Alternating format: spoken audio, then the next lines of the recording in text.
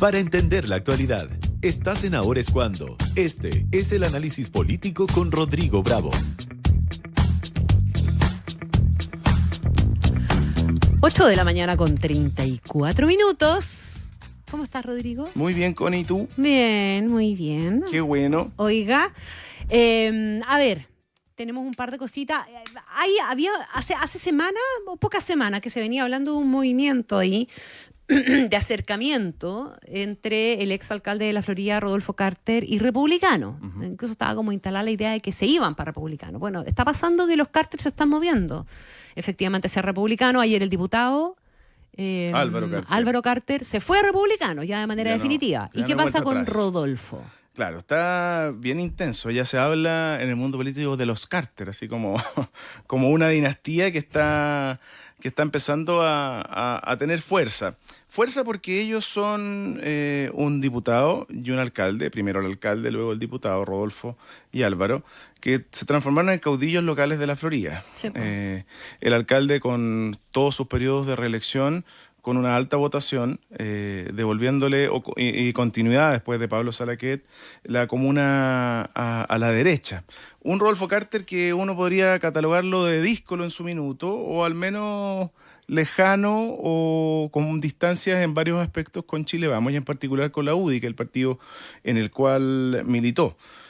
Chile Vamos, dicen desde sectores que son cercanos a ello, ya no tiene futuro. Y hablan de conceptos que parecen empujar un eslogan que va más hacia republicanos que a Chile Vamos.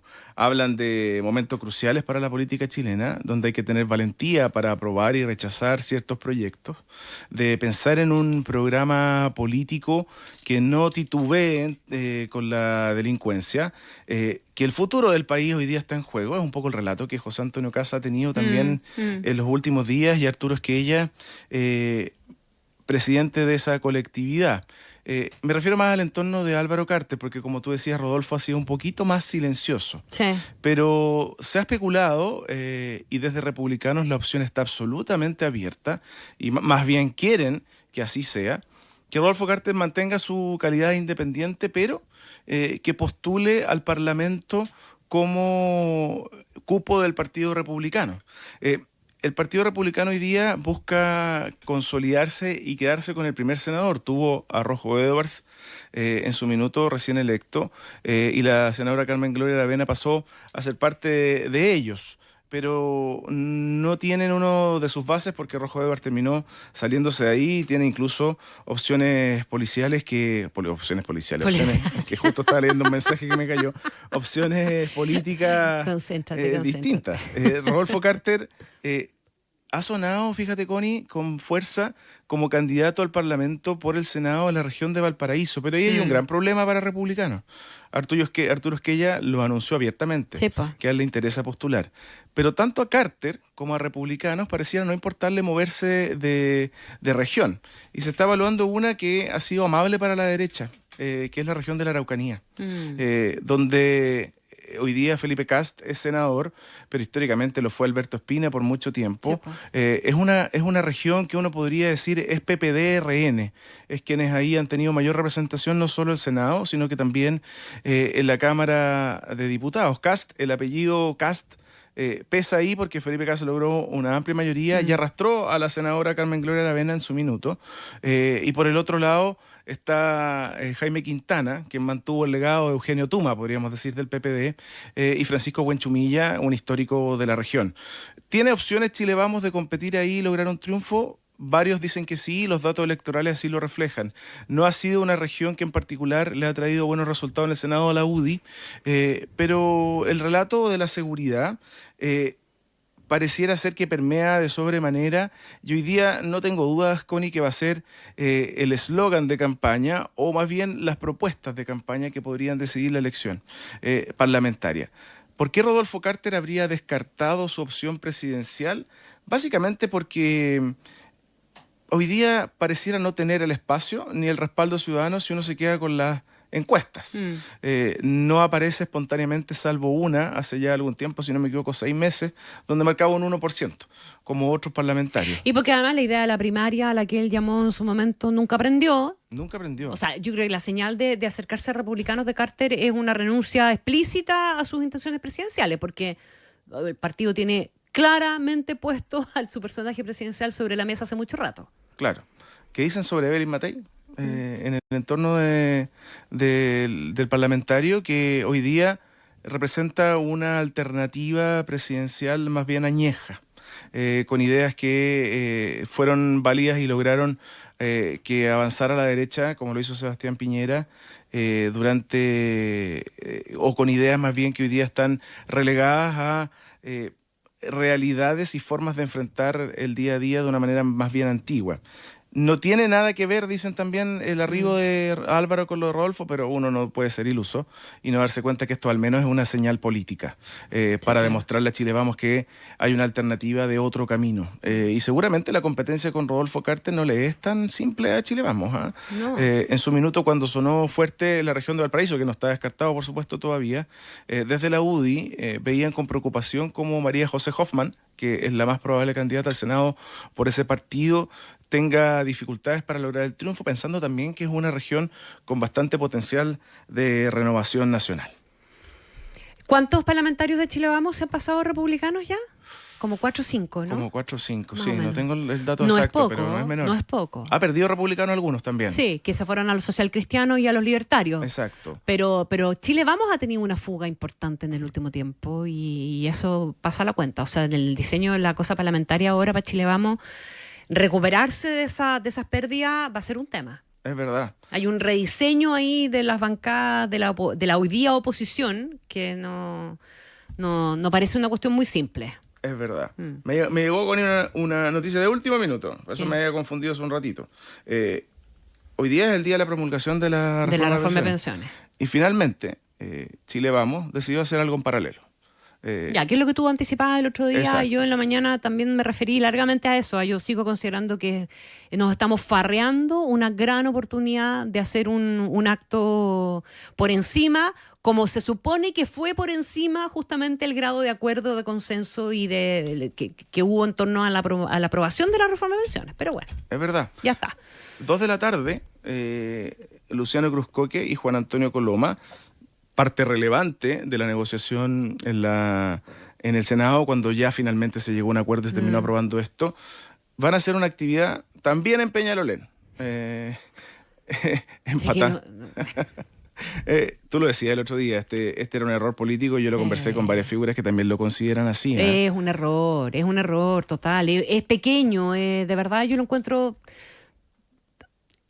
le resta a todo lo que se hizo y se dijo en su momento, además, también, respecto del acuerdo de la reforma de pensiones. Es como una no tengo por qué estar de acuerdo conmigo mismo. Esa es como claro, a eso apelaría yo hoy día. No, ¿para qué voy a estar de acuerdo conmigo mismo? Si puedo... Y la excusa es básicamente que no quieren ser parte de la proclamación política presidencial de Janet Jara. Pero creo que y lo decíamos el otro día con todas sus letras, la importancia para la ciudadanía es otra. Si es que apelan los políticos a la mayoría, y por eso va a ser hoy día un buen día para el gobierno del presidente Boric, es porque esta es una reforma que afecta directamente a todos los chilenos, progresivamente, con demoras, más lento de lo que se creía, después de demasiados años de discusión, pero hoy día tenemos en concreto que al menos, por ejemplo, ya a mitad de año la PGU va a subir para un tramo de la población etario que es relevante. Sí, pues. Entonces, sí, parece un poquito mezquina esta alternativa, hacerlo en Peñalolén en un conversatorio. Mezquino y mala jugada política, porque se están restando de ser parte de algo de lo que fueron parte activa. Sí, ¿por qué no capitalizar también el triunfo? Exacto, le van a dejar el mérito completo al gobierno y el mérito no es completo del gobierno. Exacto, y quizás es una de aquellas discusiones que trajo consigo la palabra acuerdo nuevamente a nuestro país. Esa que tanto nos gusta. Tanto nos gusta. A nosotros nos gusta mucho. Oiga, usted traía otra cosa que tiene que ver con don Marco Enríquez Ominami. Sí. ¿Qué hizo, Meo? ¿Qué jugada? Se activó. Se activó públicamente, porque hace mucho rato que él no da una entrevista o era parte del día a día contingente comunicacional.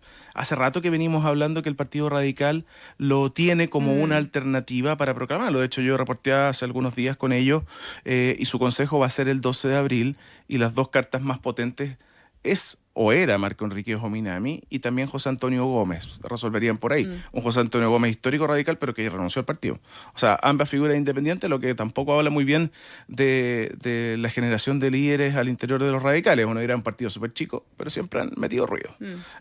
Con Alejandro Guillé incluido, que terminó llegando a la segunda vuelta. Uno de los errores, dicen, en la concertación más grande que han tomado en los últimos años. Que entre otras cosas votó ahí a Ricardo Lagos como alternativa presidencial, José Miguel Insulza y una serie de nombres que sonaron por ese momento y que me tocó reportear con ellos, ¿sí? Para recordar que lleva algunos años ya dando vuelta en esto. Marco Enrique Minami dio una entrevista en La Segunda donde él dice que le gustaría ir a primaria, que está disponible para ir a primaria. Ese es un escenario absolutamente distinto para lo que históricamente ha hecho. Él ha tenido 4 candidaturas presidenciales, todas con poco éxito, salvo la primera. Salvo la primera, donde obtuvo un 20% y el famoso no respaldo a Eduardo Frei, que finalmente le terminó cerrando muchas puertas para lo que venía en su futuro. Luego, en medio de situaciones judiciales, bajó su votación, pero en la última llegó casi a un 8%, lo que lo pone en el radar y al menos lo empuja para ser un factor de definición en una eventual segunda vuelta. ¿Por qué digo a lo mejor a primarias o eventualmente a primarias? Porque también está la alternativa de que vuelva a correr solo, con firma, a una primera vuelta. Ya lo hizo la primera vez. Después fue candidato del PRO, su partido, que ya no existe. Pero, ¿por qué genera tanto ruido? Porque fíjate que en el socialismo, en el Partido Socialista en particular, yo te diría que, no sé si es miedo la palabra, pero le tienen respeto. Él nace de origen desde el PS, de una familia socialista, hijo de Carlos Jominami. O sea, llegó a la Cámara como socialista, ¿o no? Exacto, sí. Llegó a la Cámara como socialista. El gran díscolo, el primer díscolo, ¿qué es lo que dicen en sectores del PS? Fíjate que Marco Enríquez representa lo que a ellos más les incomoda. Algo de experiencia, a diferencia del Frente Amplio, pero más joven que las figuras emblemáticas de la Concertación.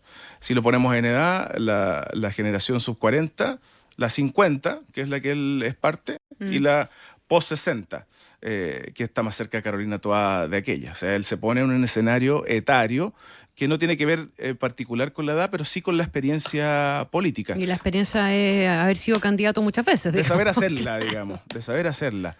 Y que genere ruido. Créeme, Connie, que yo hoy día podría apostar que Marco Enríquez no va a tener ese espacio en la primaria. O al menos se la van a hacer difícil, si es que llegara a ocurrir. Porque hubo un distanciamiento con el Partido Radical en los últimos días.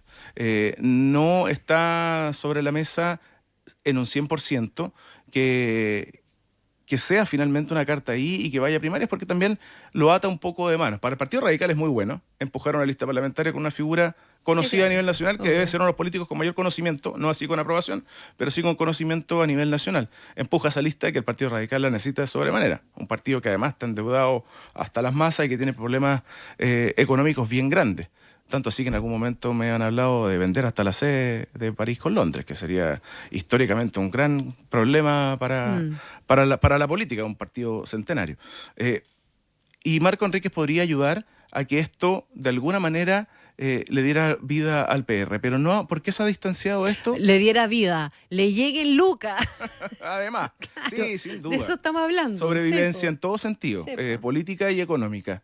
Y eso no necesariamente es lo que hoy día movería la opción de él. Y un portazo a las primarias le puede generar un ruido. Un 8% nomás, si replicáramos lo que obtuvo la vez pasada, puede ser muy clave para una segunda vuelta presidencial. Una segunda vuelta donde Gabriel Boric no lo necesitó y no se hicieron alianzas, Michelle Bachelet tampoco, pero sí Eduardo Frei. Y fue finalmente quizás una de las grandes razones por qué se queda con el triunfo en Piñera 1, más allá de todas las virtudes que puede haber tenido esa campaña, con la derrota Frei y con el triunfo el primer candidato de la derecha en ser presidente de la República. Entonces, miran desde el socialismo, lo conversé con una figura del PPD, no podría generalizarlo, que ya a ellos les sería bien funcional y útil que sí fuera por dentro, porque sería el compromiso de apoyar en una segunda vuelta, en una primera vuelta, sin hacer algún tipo de aspaviento a Carolina Toá. Pero ¿con qué rol? Uno diría que Marco Enríquez no existe en la política hoy día. No, pues. Pero No, hace rato que juega de outsider. Juega de outsider y quizás eso le ha servido incluso. Por eso su figura y su nombre sigue generándose ruido al interior de los partidos hoy oficialistas, pero él además tiene una opinión política que puede ser atractiva por ahora, crítico al Frente Amplio, crítico a la concertación, duro en materia de seguridad, y con una agenda más liberal en otros aspectos. Entonces, es una figura distinta. Yo no me atrevería a decir que hoy día sea que tenga posibilidades de ganar una primaria, pero una primaria tan amplia como la que se está poniendo sobre la mesa con Toá, Jara, Vinter, Mulet, Mirosevic y un Marco Enríquez va a dividir los votos de una manera que pueden ser, Connie, muy significativa.